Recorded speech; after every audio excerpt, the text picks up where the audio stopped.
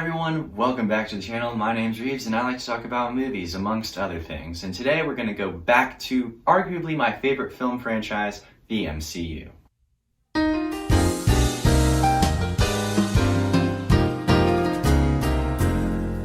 So if you can't tell by the background, I'm not just big into superhero movies. I'm big into superheroes, period. Comic books, video games, anything superhero-wise, I'm pretty much all in. As a matter of fact, I don't know if you've ever clearly seen this on the channel before, but here's my comic book wall.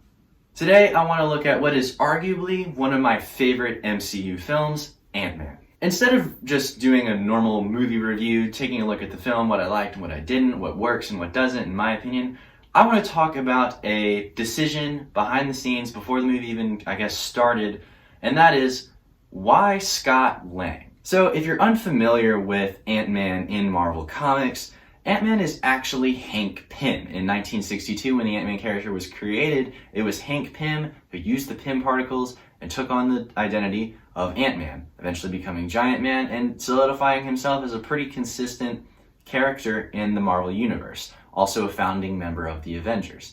Janet Van Dyne was also the original Wasp, and though in the Ant-Man film we know that Hank and Jan were the first Ant-Man and the first Wasp, why are we not seeing the original definitive Ant-Man as Ant-Man in the MCU? Well, honestly, if you want to know the exact reason why Marvel Studios decided to use Scott Lang instead of Hank Pym, I don't know if I could tell you that, A, because I don't work for Marvel Studios, and B, well, I've tried researching this. I think the best explanation that I actually found was just they wanted to, but nah, we're gonna just push that away. I don't like the we just wanted to. So for this video, I want to look at some reasons through comic book lore why they would have decided to go with Scott Lang instead of Hank Pym as the MCU's Ant-Man. Number one, we already have a brain. In the comic books, Hank Pym is what I would consider a brain. Very intelligent person, doctorate, etc. Where is it going with this point? As a matter of fact, in Marvel's history, there are quite a lot of them. Hank Pym, Reed Richards, Bruce Banner, etc. So many. But in the MCU, we already have two solidified brains for the Avengers. Bruce Banner and Tony Stark. So now you're probably thinking, okay, why can't we have a third?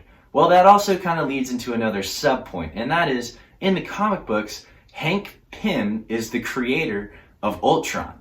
In Avengers Age of Ultron, we see Tony have this vision of what he basically calls something like a security blanket, something that he can use to protect the world. And Tony is the visionary, and Bruce helps him execute it. Well, in the comic books, it was Hank, pretty much all by himself. And throughout time in the comic books, Ultron frequently reminds the reader that Hank Pym is the creator of Ultron. The MCU fandom uses this event, this Tony and Bruce creating Ultron, as the definitive moment that these guys are the brains of the team. The two biggest brains in the Marvel Universe are right here doing this.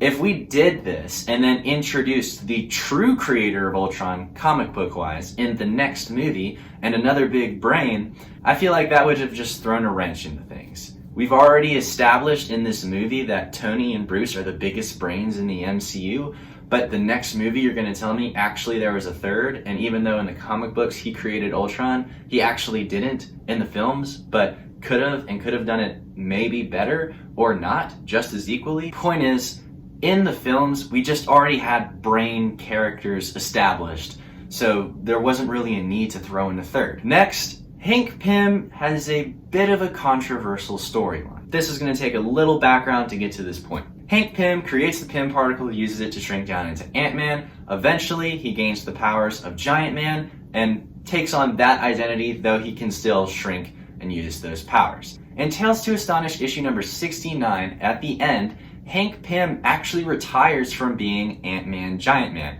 retires from the Avengers, retires from the superhero business, and Janet Van Dyne, as a result, also retires as the Wasp.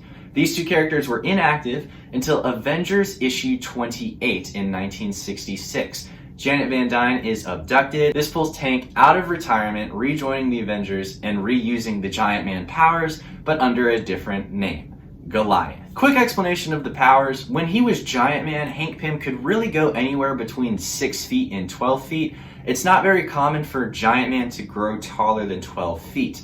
But in the comics, once he becomes Goliath, instead of growing anywhere from 6 to 12 feet, he grows anywhere from 10 to 25 feet. Some point down the line, Hank is dealing with some lab experiments and spills some stuff on the floor. The fumes go up to him, go into his head, and we basically get a schizophrenic Hank Pym donning the identity, the Yellow Jacket. Yellow Jacket claims that he killed Hank Pym, though it's still Hank Pym and he's just having some mental problems.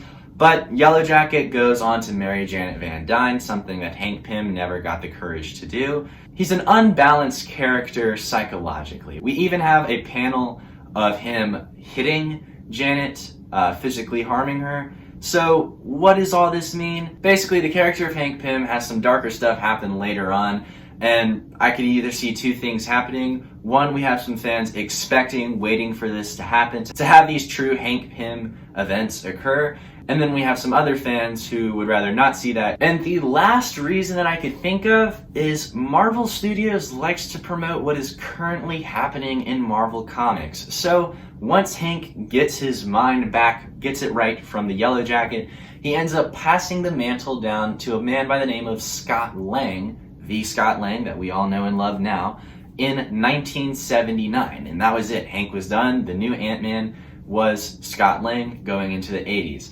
However, we don't really see much Ant-Man Giant Man after this. But still, regardless, the Ant-Man of the time, come 2015, was Scott Lang. And so I think it would be only natural for Marvel Studios to take the current Ant-Man, also considering the other 2 points that I talked about, and put him into the MCU. Also because of this, a 2015 Scott Lang Ant-Man strip came into being. So that just about covers it. Those are the 3 reasons that I think are most likely as to why Marvel Studios decided to go with Scott Lang as Ant-Man instead of Hank Pym. Then again, it could have just been as simple as we just wanted to, but I don't like to use that. I'd like to try to find some more deep, meaningful answers. Thank you guys so much for watching and sticking around till the end. Appreciate all your support, and I'll see you guys next time.